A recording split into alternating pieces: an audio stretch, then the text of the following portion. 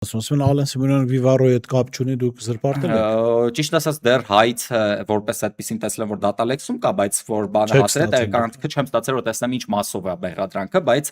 ես մի հետաքրքիր հանգամանք նշեմ, որ ուրեմն այդ դեպքից 2 օր անց, երբ որ այն երիտասարդով բանի Ալեն Սիմոնյանի մամուլի խոսնակն է, այդ սպառնալից տոնով 24 ժամ ձեզ ժամանակ եւ այլն, այսպես գրում էր, սպառում էր որ դատի կտան, 2 օր անց հերքում է հայտնվում Դանիել Հովհաննիսյանի ֆիպ այդ փաստերի ստուգման հարթակ կոչվող այդ էջում, որում կեղծիք են որակում իմ տեսանյութում հնչած այն միտքը, որ ես ասում եմ 18 թվին Դանիել Հովհաննիսյանի ֆիպն էր գրել, որ Ալեն Սիմոնյանը նվեր է ստացել Range Rover բանից Վիվարոյի սեփական տիրոջից։ Ուրեմն ես տեղադրում եմ այդտեղ սկրինշոթը, որտեղ հենց այդ մասը ինչպես իրենք գրել են, նույնությամբ կա, հղում եմ իրենց կատարում, իրենք կեղծիք են ասում, մենք նման բան չենք պնդել, մենք մամուլին ենք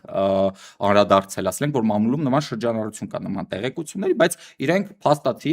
կոչվելով փաստերի ստուգման հարթակ լեգիտիմություն են տալիս, չէ՞, այդ մտքին ես էլ իրենց կարծիքը լրիվ դնում եմ, այսինքն այդ հարցում ես լրիվ իրենց եմ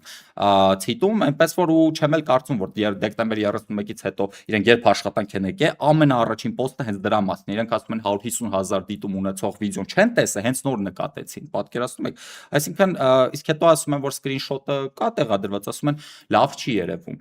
կարծում եմ այդ դեպքում բժիշկների կարիք կա, որովհետև ես նայեցի շատ լավ երևում է,